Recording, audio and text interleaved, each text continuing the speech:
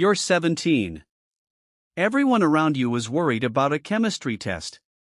You're worried about whether to reinvest this month's profit or hold cash for the next opportunity. Nobody your age talks like this. You didn't plan to be different.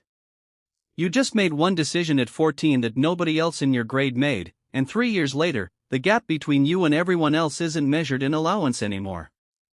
It's measured in 6 figures. At 14, you had $40 saved from birthdays and a summer of mowing lawns. Your friends spent theirs on video games.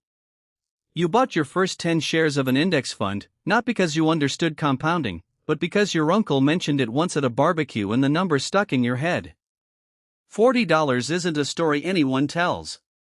It's what you did with the next 3 years that became one. The first rule: nobody becomes a millionaire because of the first dollar. They become one because of what they refused to do with it. At 15, you started reselling sneakers. Not because you loved sneakers.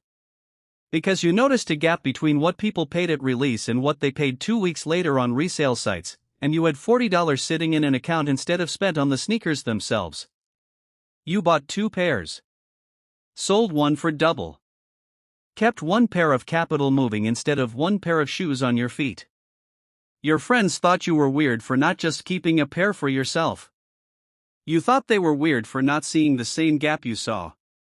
By 16, that $40 had become $3,000, cycling through pairs faster than anyone your age was tracking. You didn't feel rich.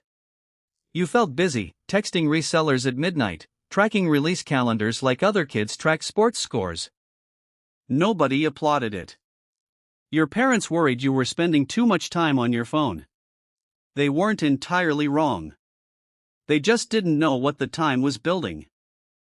The second rule: at every stage, what looks like an obsession from the outside is usually just attention pointed somewhere nobody else is looking at. At 16 and a half, you noticed something bigger than sneakers.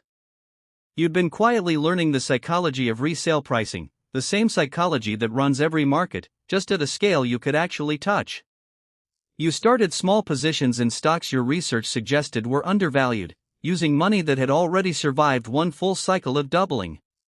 You weren't gambling your birthday money anymore.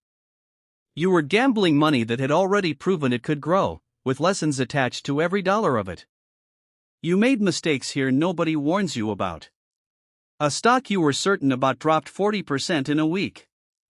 You didn't panic sell, not because you were disciplined, but because you were 17 and didn't fully understand yet how much that number represented in real terms. Ignorance protected you the way experience usually doesn't. The stock recovered, then tripled. You got lucky and call it conviction now, the way most people do after the fact. The third rule: some of the best financial decisions of your life won't look like discipline while you're making them.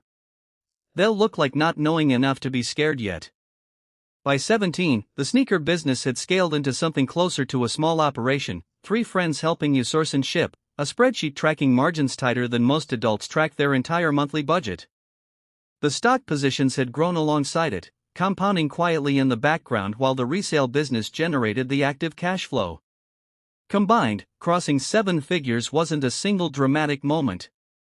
It was a Tuesday afternoon, checking a portfolio total between classes, seeing a number that didn't feel real yet because nothing about your daily life had changed enough to match it.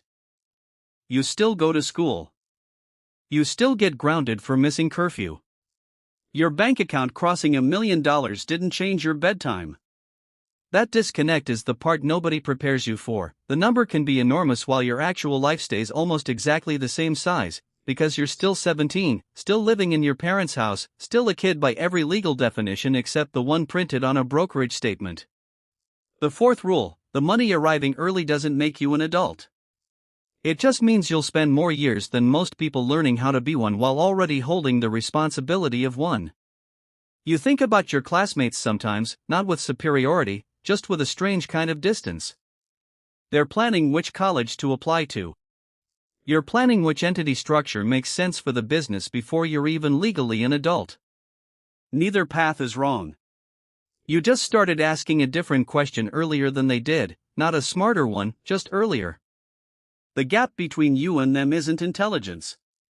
It's a 3-year head start on treating money as something to move instead of something to spend, started at an age when almost nobody is paying close enough attention to notice the difference. You know the version of you that almost didn't happen.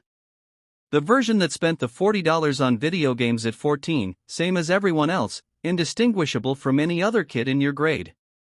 That version exists in every other 14-year-old walking past you in the hallway right now, most of whom will never know how close the fork in the road actually was, because it never looked like a fork. It looked like $40 and a choice between spending it and not. Somewhere right now, someone your age has $40 sitting in an account, deciding what to do with it. They don't know yet whether this is the version of the story that gets told later or the version that gets forgotten by next month. Neither did you, at 14, standing in the exact same spot they're standing in now.